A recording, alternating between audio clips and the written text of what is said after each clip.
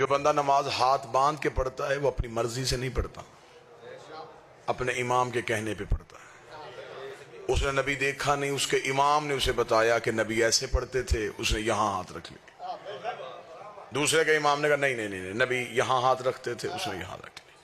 ایک نے کہا نہیں نبی ناف کے نیچے ہاتھ رکھتے تھے، اس نے یہاں رکھ لیا۔ ہمارے امام نے بتایا کہ وہ کھول کے پڑھتے تھے، ہم نے کھول کے پڑھا۔ 1400 سال ہو گئے، بندے ابھی تک اسی بحث میں الجھے ہوئے ہیں، تیری نماز غلط ہے میری نماز ٹھیک ہے، تیرا وضو غلط ہے میرا وضو ٹھیک ہے۔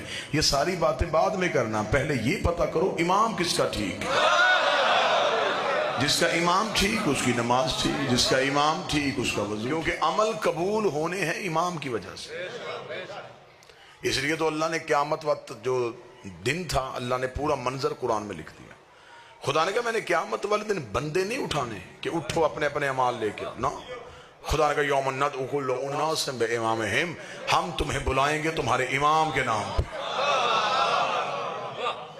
پہلے امام آئیں گے، پھر ماننے والے آئیں گے۔ آگے امام کھڑا ہوگا، پیچھے ماننے والے کھڑے۔ اگر امام گیا جنت میں تو ماننے والے بھی جنت میں چلے جائیں گے۔ وَجَعَلْنَا أَئِمَّةً يَدْعُونَ إِلَى النَّارِ، کچھ امام خود بھی جہنم میں جائیں گے، ماننے والوں کو بھی جہنم میں لے کے چلے جائیں گے۔ بندے پریشان ہو سکتے ہیں، ہم مطمئن ہو کے سو جاتے ہیں، ہمیں پتہ ہے ہمارا امام صرف جنتی نہیں مالک جنت، جنت ملنی ہے امام کی وجہ سے۔ کیونکہ امام اچھا ہوگا تو ماننے والے پار ہو سکتے ہیں۔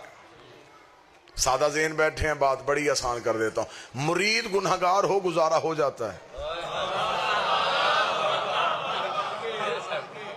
پیر گنہگار نہیں ہونا چاہیے، رہبر اچھا ہونا چاہیے۔ وہ قافلے لٹ جاتے ہیں جن کا میر کاروائی اچھا نہ ہو۔